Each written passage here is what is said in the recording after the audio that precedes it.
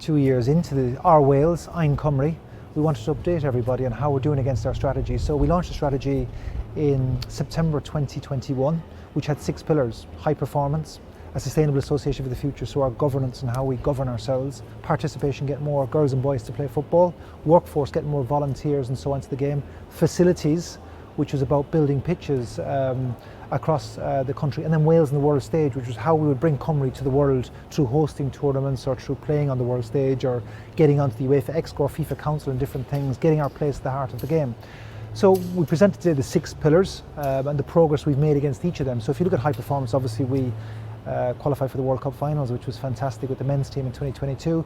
Our under-17s qualified for the European Championships for the first time in 41 years in Hungary this summer. But also, if you look at the high performance, we've got a high performance strategy which is about getting more coach education.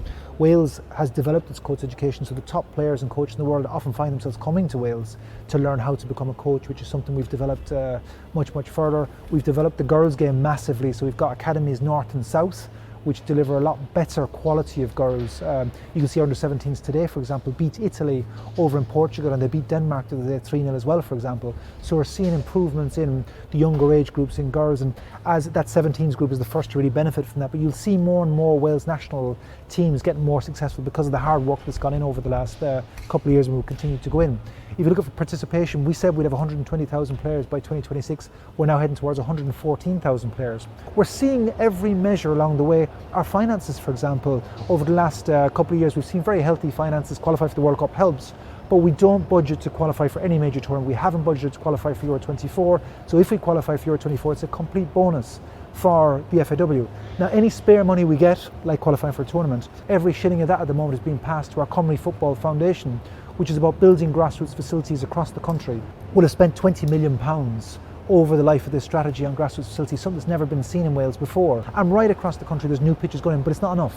And we need more help from Welsh Government, we need more help from the UK government and the 22 local authorities, and a shared vision for the FAW to keep driving its revenue so that we can play our parts and put our money where our mouth is to build the facilities we need. There are discussions ongoing, have been going for a couple of years. The plan to spend heavily on the Cymru Premier, and talking points are the league structure.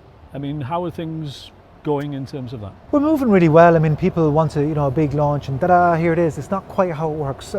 We're out in the market for the moment for a head of domestic leagues who'll be the de facto managing director or CEO of the league, if you will, who's going to lead this Cymru Premier Division. We've done the work with the club, so we've got 8 principles, whether it's community engagement, facilities, format. So if you talk about the format, for example, you don't just announce, here's the format. You consult with people, we look at data and we look at insights. So what we're doing at the moment is the terms of reference for that group. That will be a mix of clubs and non-club people, FAW people, and look at, is the 12 thing working? Should we go to 16, which I often hear said? Maybe we go 12, 14, 16, maybe we go 18, I don't know. I don't want to predicate that. And the reason is, we'll have the terms of reference soon for the group, we'll formulate the group, but it'll be the job of the head of domestic leagues really, who will have a commercial, strategic background to create great partnerships with sponsors, with media rights, TV companies, with all the different people we need to have to drive this league forward and to manage the league, to ensure it goes. What we do know is that it's not anywhere near reached its potential. We're really acutely aware of that, and I know from day one when I came in, the best business model we keep seeing is where a club can be the heart of its community, that it really reaches out into the community, whether it's the schools, senior citizens, companies. The FAW have done a terrific job over the last decade of being part of Welsh society, of Welsh life, and we reap the benefits every day because people want to be around us, people want to come to our matches, people want to invest in us. We've shown that we're part of Welsh life. We drive the language, equality, diversity, inclusion, sustainability, Cymru well-being in the world. We reflect Welsh society, I think, quite well. Now, if a football club, which is a microcosm of the FAW, if that reflects society in its area and connects with the people of the area, we know there's so much evidence out there that shows if it's the heart of the community, it'll reap the benefits. It has to be genuine, it has to be authentic, but if it is, the club will reap the benefits. That is beyond proven. Performance. Now, whatever the level, the reality is success breeds success. And the performance of the senior teams in qualifying for tournaments obviously is a huge part of that to support the rest of the pillars, isn't it?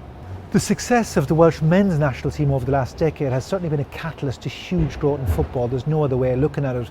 The women's team, they're breaking glass ceilings all the time with attendances, so we're seeing an explosion in women's football, thankfully, across Cymru as well, which is great.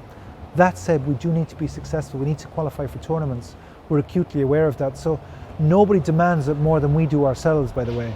We want to keep qualifying for tournaments. That said, we can't budget to qualify for every single tournament. We're a population of 3.2, 3.3 million people. We're up against countries like 100, 300, 400 million people. So it would be reckless to budget for qualifying for every tournament. We can't, but we qualify for a lot of them now, thankfully, which is fantastic. I think we've qualified for the last 3 out of 4, which is great. But it doesn't stop. We can't get complacent. We have to keep qualifying. We really hope to qualify for Germany automatically. We still have a chance of doing that. When Croatia come here on that Sunday night in October, I think it'll be a fantastic night. We'll have a full house here. We'll have the red wall in full voice. And I'm convinced that our group will do Cymru really proud that night.